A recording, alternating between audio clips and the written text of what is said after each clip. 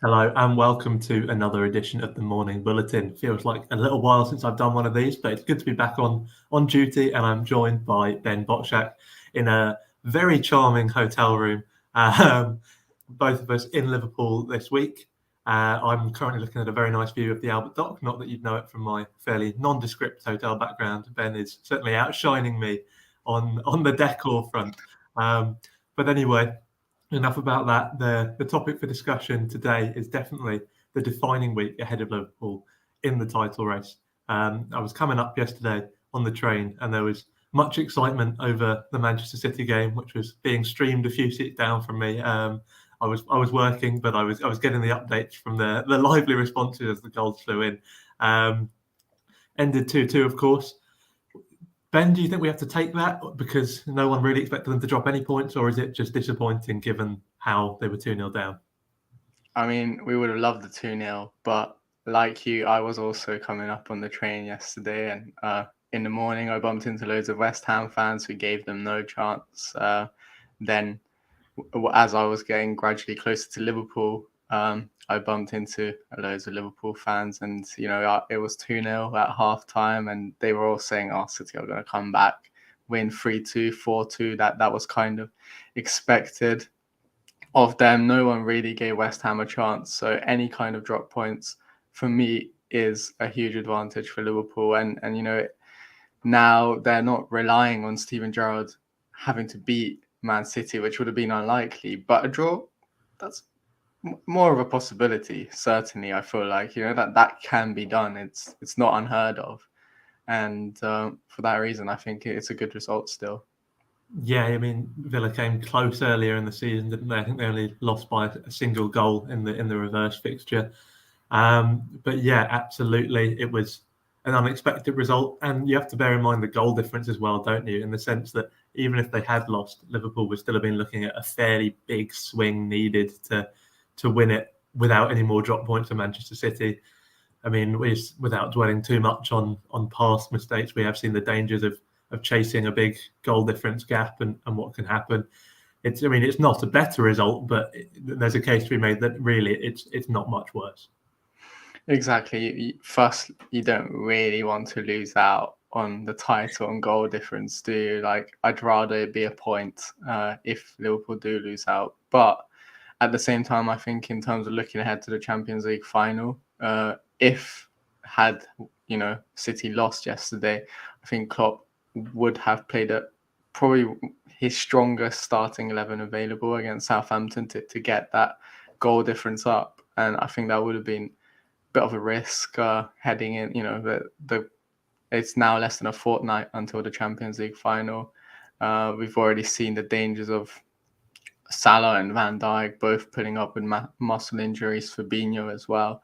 So to go all out, full throttle against Southampton away after having played 120 minutes at Wembley just a couple of days before that, I think that would have been a dangerous thing for Liverpool. So all in all, the draw might just be the perfect result because now Klopp can kind of rest his players. We might see Origi starting and potentially Firmino coming in, and that's still a strong side that can beat Southampton. And you're not really relying on the goal difference. You just want the 3 points now. Yeah, so when goal difference was in play, you had people talking about, oh, Southampton haven't had their 9-0 this season yet. Do you think it will be a kind of routine victory? Obviously not quite in 9-0 territory, most likely, or do you think it will be another tough test?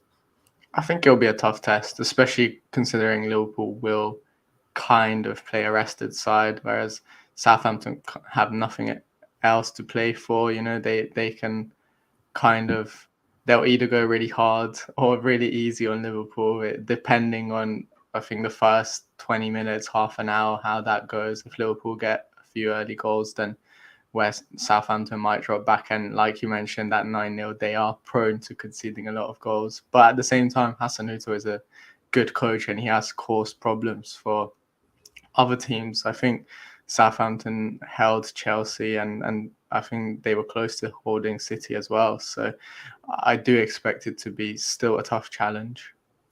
Yeah, it's an interesting team, that Southampton side. They seem to have very sort of yo-yoing results over the course of a season, and there doesn't seem to be a massively clear pattern in terms of which teams they're going to cause problems to and which teams they're not.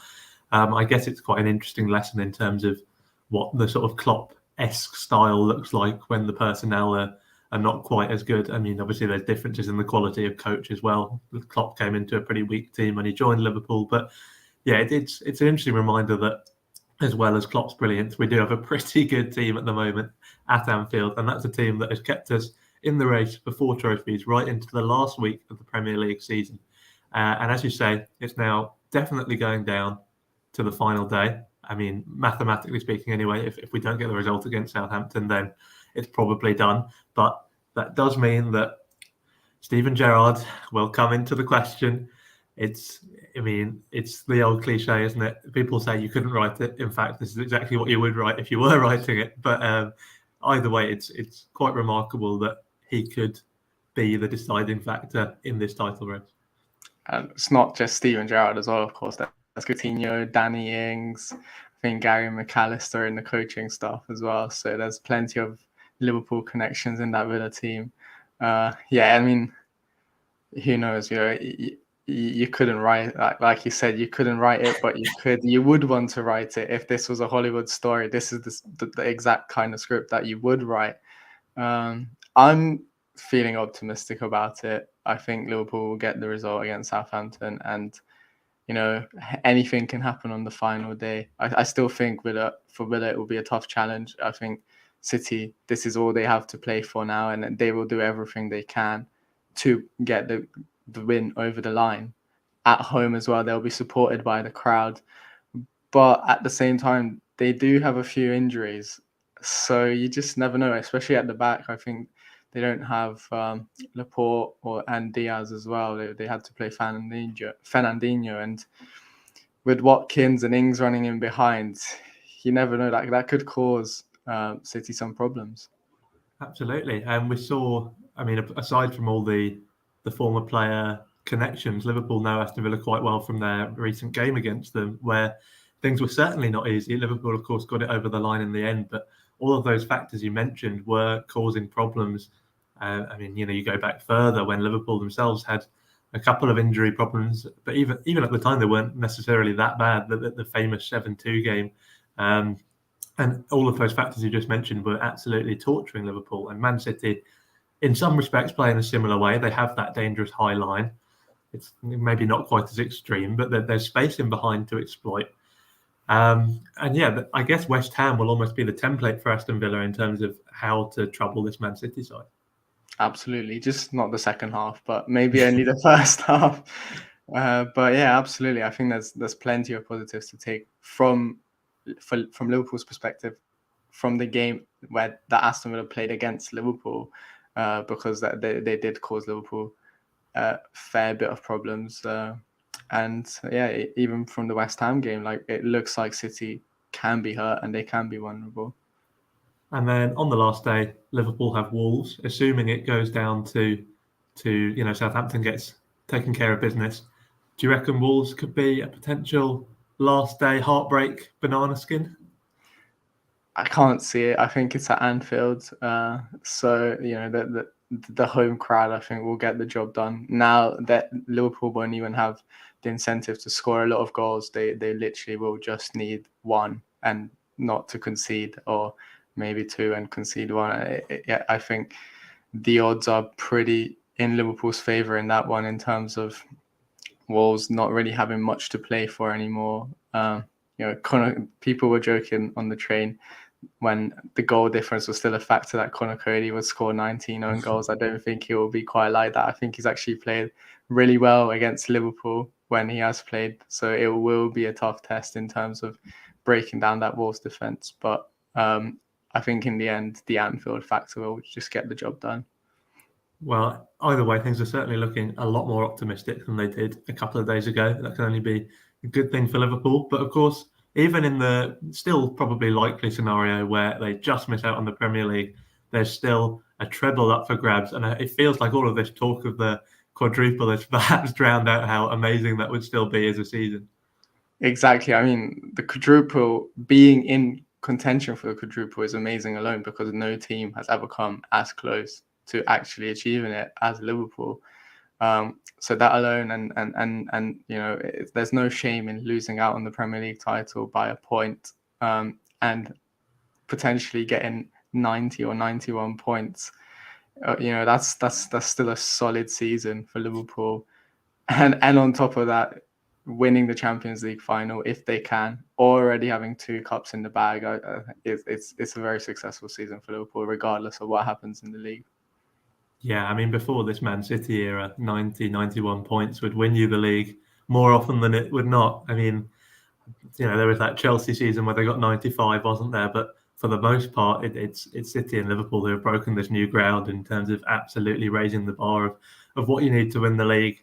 But that is what it is. It's frustrating, but it's the reality that Klopp will have had to accept, and that Liverpool fans will have to begrudgingly accept as well. But yeah, like you say, it's still a historic season. It could end still in 4 trophies. We'll know more by the end of tomorrow even, but certainly in the week to come. It could very much end in 3 trophies with a massive, massive game against Real Madrid to come. Either way, what a season, what a ride. 2 trophies in the bag. It's a great time to be a fan, great time to be up in Liverpool. And I think that pretty much rounds us up for today. Thank you very much for tuning in. Thank you, Ben, for joining me. And we'll be back again on Wednesday for another Morning Bulletin.